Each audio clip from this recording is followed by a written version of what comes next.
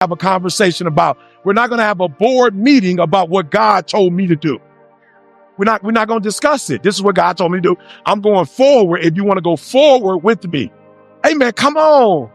When MBJ called me and told me to come to LA, I wasn't on well, I have a schedule right now.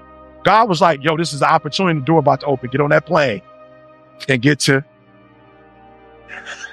I'm just saying, God is like, yo, if you just do my will, why are you still on your will? Why are you still doing your will? It's not working. You will pay the fare when you don't do what God tells you to do. You got to pay to go the wrong way. It costs to go the wrong way. It's free when you go God's way. You don't pay nothing when you go God's way. All inclusive when you go God's way. Everything is paid for. Give me one of those, give me one of those, and my friend will have two. Hey, let me just tell y'all something. If you want to see big time, take a person that ain't never went on a trip before, take them on one of them all-inclusive boys. They don't know. They thinking like, is that right there? Bruh, go ahead, get all of it. I got you. It's all on me.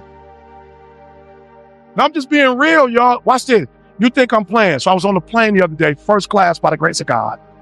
There's a young girl on the plane. She couldn't be more than 10 years old, 11 years old. Somebody paid for her to fly first class. She didn't even know what was going on. I love it. Dave, I love it. I was watching the whole thing. She didn't even know. So the lady came and was like, you want something to drink? And I watched her look at the lady like, then she kind of looked at me like, can I have something to drink? I'm like, yeah, you can have something to drink. So she was getting her little drinks, little girl. Then the lady came back and was like, so we're going to have a meal. Here are the three choices. She gave us the three choices. She left and little mama looked at me and was like, is that real? I said, it's all yours. That's good. I don't know who paid for you to be on here, but whoever paid for you in this seat.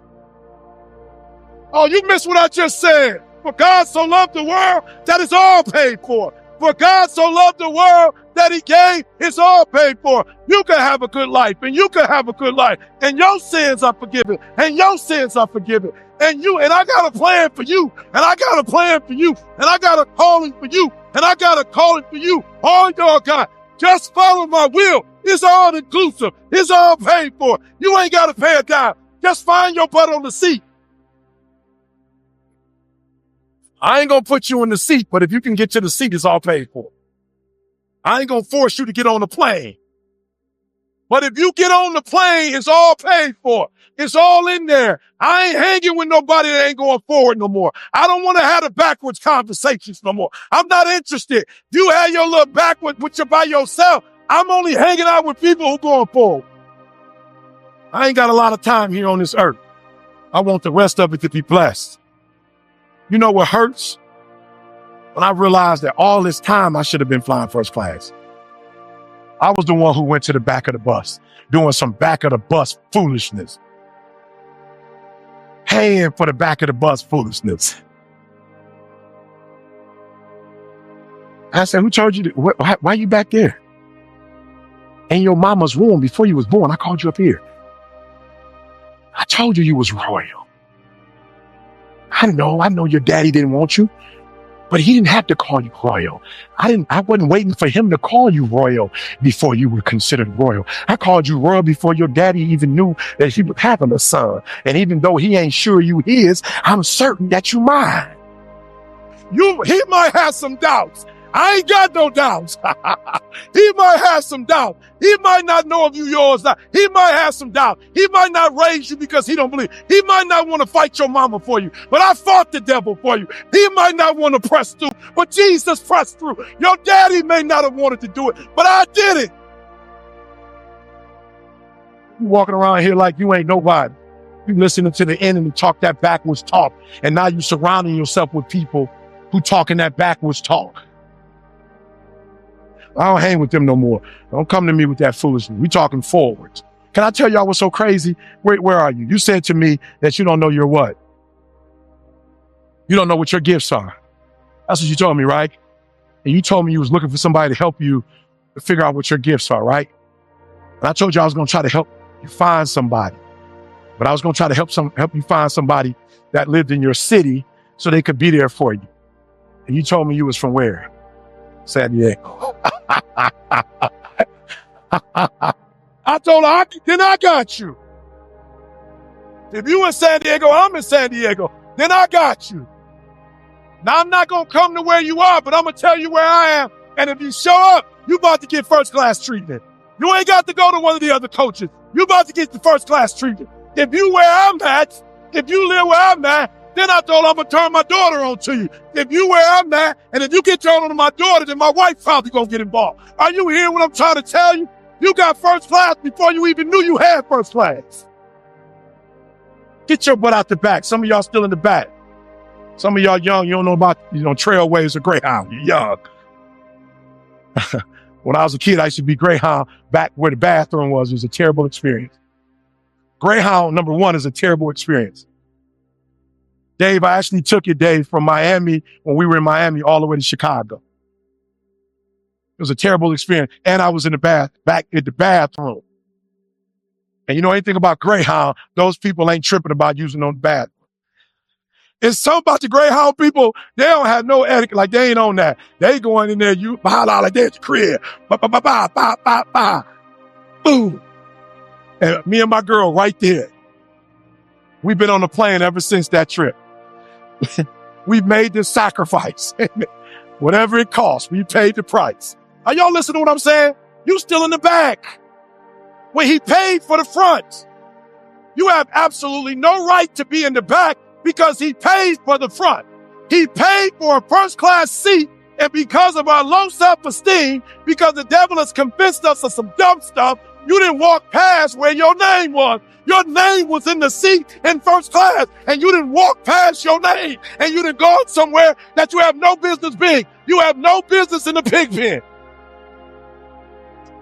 Get your butt up. Go home.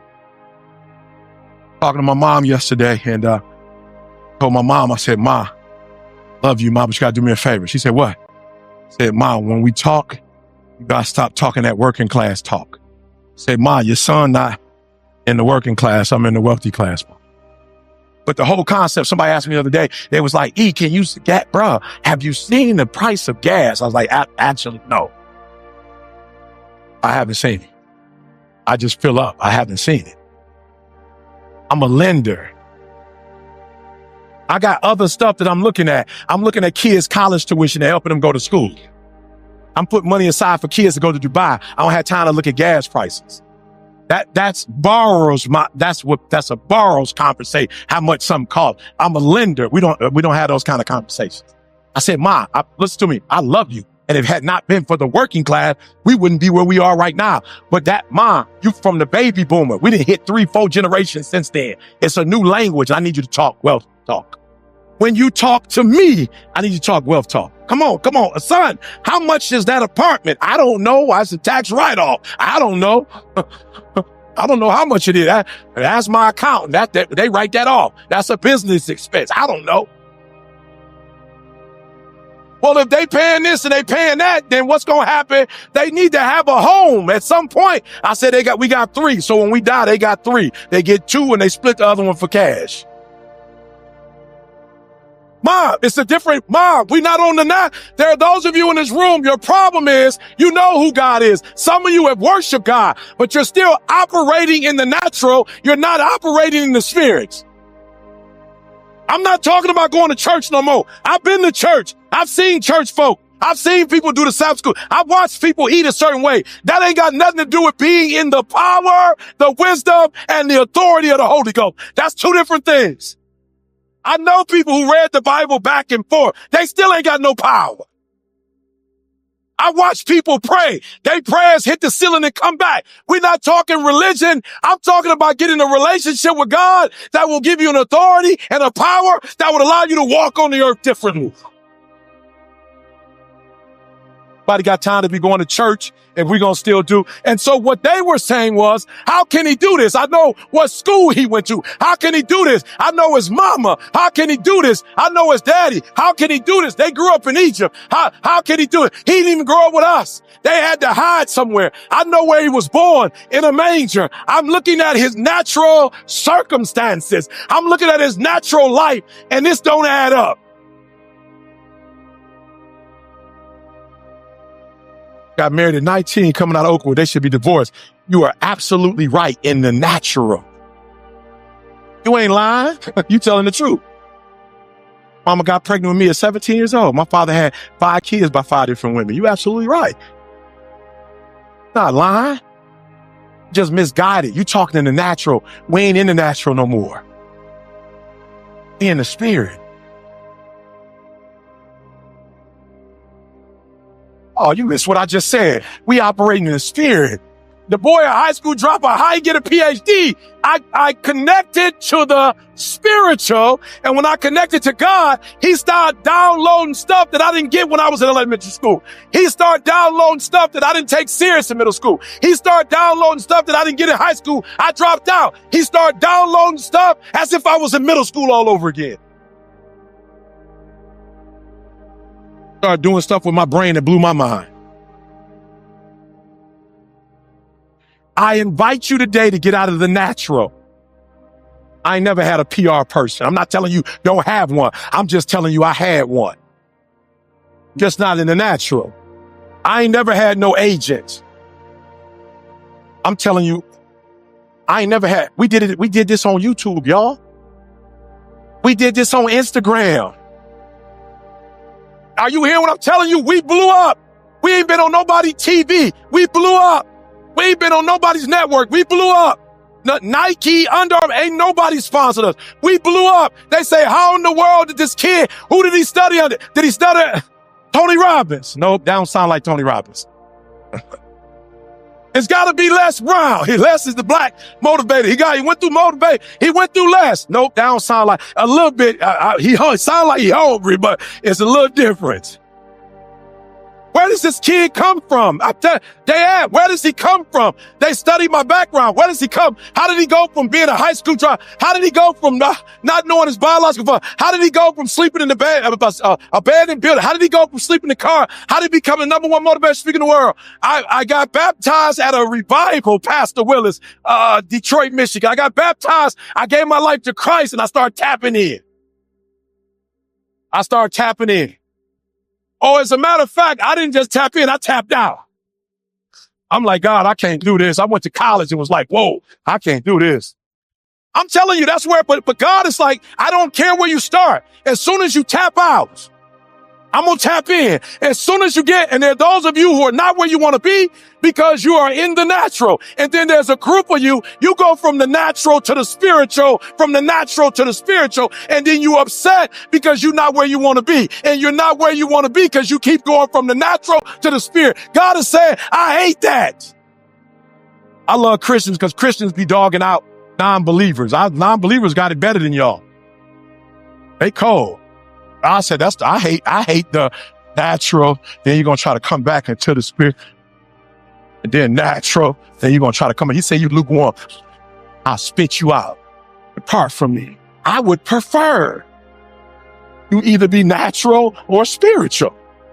I prefer you be hot or cold. You going back and forth, back and forth. My church was so packed last week. Well, because of Easter week, everybody was in there. I'm like, I ain't seeing you. Let me say this as we get ready to wrap this thing up. Let me say this to you. Tell you this, I'm going to say it in a way where I'm going to be kind and try to help you. In the natural, you can play games and get some of the natural stuff. You can rob a bank and get away with it and be rich, or you could do the little fraud scheme, get away with it. You could put money here, take people money. You could charge card schemes. You could fake and have a degree that you didn't earn and get a job that you never. Let me tell y'all something though. You can't fake it to get into the spiritual. You can't fraud your way into the spiritual. Oh, you want the rewards, but you don't want the work that come with the rewards. But you didn't want to do the work up. But come on, I'm talking to y'all. You want to know what's wrong with you and why you ain't blew up. God has said, you're trying to get my rewards without even having a relationship. You're trying to walk around with the power that Jesus had, but you ain't trying to do what he did to get that power. I want y'all, every time you grab this ball, I want you to grab this ball and go, opportunity, right? Every time you lace them up, I want you to lace them up and go, this ain't just about a game. This is about opportunity. And each generation, if you pay attention, Martin Luther King, you pay Medgar Evers, you pay attention, Malcolm X, Marcus Garvey, each one of them allowed us to go a little bit further. Like, I make over $100,000 to talk for an hour. You don't think Martin Luther King could have been doing this? It's just that I was born in 1970. And so internet came out the late 90s, early 2000s. And so I was blessed because of that. So number one, everybody say it with me, opportunity. Come on, opportunity. Come on, say it like you mean it, opportunity. I will not, come on, say it, I will not destroy or mess up this opportunity. Because y'all got to understand something. You know what I'm saying? You know, CP3 been in the league for a long time. There are a lot of people that's been given opportunity. They lost it all. So don't think once you get opportunity, like it's yours forever. It's not.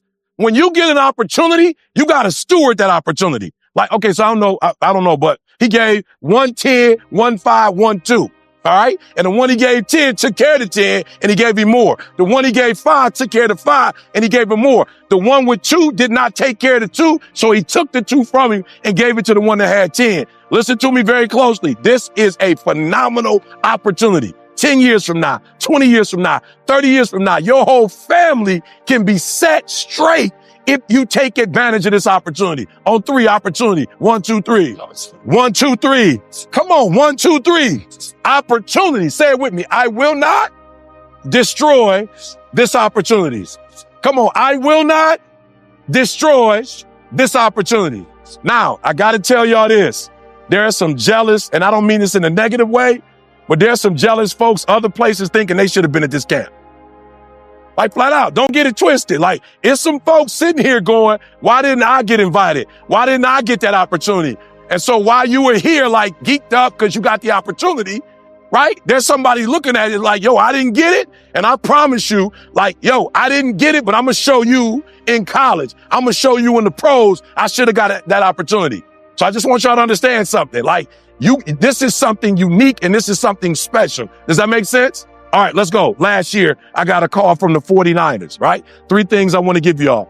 So the 49ers called me, and when they called me, it was December 8th that I went to San Fran. On December 6th, they were 6-6, 17 games, 6-6, right? So they brought me in and was like, yo, E, if we gonna make the playoffs, we got to win at least 4 or 5.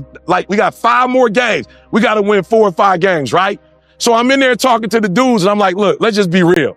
The reality is not that you don't have the talent. Like you in the league, bro. All y'all sitting in here, y'all 1%ers. Like it is what it is. Y'all can run just as fast. You can catch, you can throw, you can tackle. I say, here's the problem. Y'all 6-6, not because y'all don't have phenomenal skill. The problem is you got average will, right? Make sure you write that down. It's 2 things you need to do to take advantage of this opportunity and be a dog. You need phenomenal skill and you need phenomenal will. You need both, right? Now look, the first one, God gave it to you. So if you 6'6", right? You can jump, you can run, you can defend. Look, 6'6" is a God-given opportunity. Like you didn't make yourself 6'6". That's what God gave you. That's phenomenal skill. But to make it in this league or to get to the league, I'm telling you, you got to have phenomenal will. Now, sometimes, all right, my sister get mad at me, but my middle sister went to Michigan. All right, she had phenomenal skill. Academically, the girl was tough. She went to school as an engineer. I tell my little sister all the time, like, yo, you were smarter than me. Like, you know, I love you. I worship the ground you walk on. But because you had phenomenal skill, sometimes you didn't necessarily have that will. You didn't have that dog, right? And I wasn't smart as you, but I passed you up. Why? Because I had that dog. I had that will. I had that determination. I don't care that I can't read or write. Like I failed English twice in college. I still got a 4-year degree. Took me 12 years, but that dog, that will. I said, if God gave me the ability to get up, yep, it might take me 5 days to do what it take you to do in 1 day, but I'm gonna do it in 5. It may take me 4 weeks to read a book that you could read in a week, but I got that dog. And guess what happens? If you don't have phenomenal skill, but you got phenomenal will, you can make up for skill. All right, I want y'all to know that. So number 1, you need 2 things. You need phenomenal skill, but you also need phenomenal will. Right? That's important. So the 12-year, 4-year degree took me 12, turned into the master's, which turned into a PhD. Somebody say, bro, if you fail English and all master's and PhD is reading, how did you do it? I walked that joker down. I walked it down. No TV. All right, put that down because you're going to catch that. Sacrifice. No TV. Look, I'm going to be real with y'all. Like, and I just started catching up, right? I literally missed Friday, next Friday. I miss everything. Like all the black TV stuff, I missed it. Boomerang, I miss everything. Like my boy's like, how you black and you ain't never seen Fridays before? Like, how you black? I was like, bruh, I went in the dark, y'all. I went in the dark for 10 years. I ain't watched no TV. I ain't listened to no music. All I know at that time, I just knew like Biggie's hottest stuff or Pac's hottest stuff. I didn't know the songs that was on the album. I sacrificed like 10 years to catch up with everybody else. Like for real, ADHD, I had a learning disability when I was younger. Like I overcame all of that with that dog. I overcame all of that with Will. So I cut the TV off. I cut off intramural sports. I cut off everything. Other than church, I cut it off. Other than God, I cut it off. I'm up at 3 o'clock in the morning praying. And after that, I'm reading, I'm studying. Look, I was 24 years old. I bought a dictionary. I bought a thesaurus and I was learning words. Listen to me very closely. 2 things, skill and will. And I told them boys at the 49ers, I said, listen to me. Y'all got to win at least 4 out of these 5 games. I know y'all got it, but you lost that dog. And let me tell you why you lost the dog. And I said, let's go outside and look at these cards. Flat out. I'm like, let's go look at these cards. You lost your dog. You lost that fight. Why? Because you just prayed for a car and you got it. You just prayed to make millions and you got it. You just wanted your mom in the house. I said, listen to me. Everything you've ever dreamed of, everything you ever wanted, you got. So when you play the game on Sunday, you ain't got nothing to play for. Like you only had a small dream. You had a dream of a house and a car and to take care of your mama. All that is done. So what you playing for? What you playing for? You ain't playing for nothing. That's why they beating you. That's why they taking advantage. That's why you 6-6. You're not 6-6 because you can't make it to the playoff. You 6-6 because you lost that dog. All y'all playing with on Sunday is phenomenal skill. All y'all got that. But to go to the Super Bowl, you got to have that dog. And so do me a favor. Everybody stop right now and write something else down. And they all start writing their stuff down. And guess what? They won 4 out of 5 games. Here's what I told them. Every year I take a group of kids to the Super Bowl from the hood. So I took 20 kids to the Super Bowl. I said, we going to be at the Super Bowl. I'm hoping y'all going to be there. I made it. They didn't make it. But they got to the NFC championship game. One of the last drives, my man had the interception and he dropped the interception. Game would have been over with. 49ers would have been in the Super Bowl. Right? I wasn't mad at him. I told him we're going to try to do it again next year, but listen to me very closely. 2 things I told him. Phenomenal and phenomenal. Come on, phenomenal and phenomenal. You got to have both, right? One more time, phenomenal and phenomenal. The first one, who gives it to you? The second one, you got to work for it. God ain't giving that one to you. God don't give you dog. God can't wake up for you. God can't wake up for you. God can't make you say, when I don't feel, somebody asked me the other day, bro, they was like, what's discipline? I'm like, look, I got a GED. Let's keep it real. Discipline is doing what you said you were going to do when you don't feel like doing it, when you felt like doing it in the first place. That's all it is. When you first start playing this game, when you fell in love with it, you were just like, let's go, let's go, let's go. But then stuff's going to happen, right? And so why am I still good as a speaker? Because even when my wife got MS, I didn't lose that dog. When my wife got MS, I really went harder. Like, she ain't going to be able to work again. She don't need no more stress. Like, I got to dig deep now and go a little harder. When my mother-in-law was diagnosed with stage 4 cancer and it spread through all her body, I actually went harder because I said, you going to live, but you ain't going to be able to work again. I actually went harder. And what I'm telling y'all, number 2 is this. You got to discipline yourself. And you got to learn that when you don't feel like it, you must still do it or actually go harder when you don't feel like it. Because out of 365 days, there are going to be days you don't feel like getting up. There are going to be days you don't want to work out. There's going to be days you don't want to watch film. There's going to be days that you don't want to practice. There are going to be days you might not even want to play. There might be days you don't even feel like getting in the game. But listen to me very closely. Champions, if you want to make it to the next level, it's not about money. It's not about what you wear. You start separating the boys from the men. Listen to me. All of us can go buy a car, but all of us can't get up in the morning and grind through trials and tribulations. My son playing football broke his femur.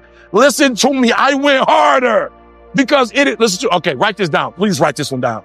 You got to have private wins. You got to win in the dark before you can win in the light. Write that one down. So if you're going to separate yourself, growth is the greatest separator between men. As you grow, right? You see CP3, leadership, growth. You see the way he handles himself, growth. Like you see, like I don't know if he know, but my wife, was watching. Tab, she became a vegan. She like, let's go. I'm like, all right, give me a couple months, boo. I feel you, boo, but you go first. you go first and you show me how it's done. I'm coming right behind you, but I just need, that's next level. That's saying that although I'm already great at what I do, I'm ready to dig deeper. I'm ready to do so. I'm ready to make another sacrifice. I'm ready to go somewhere everybody else ain't ready to go. Why? Because I'm ready to take it to the next level. So I'm asking, what sacrifices are you willing to make? Everybody want what you want. Everybody want to go to the league. Everybody want to take care of their family. Everybody want to be a celebrity or whatever you want to be.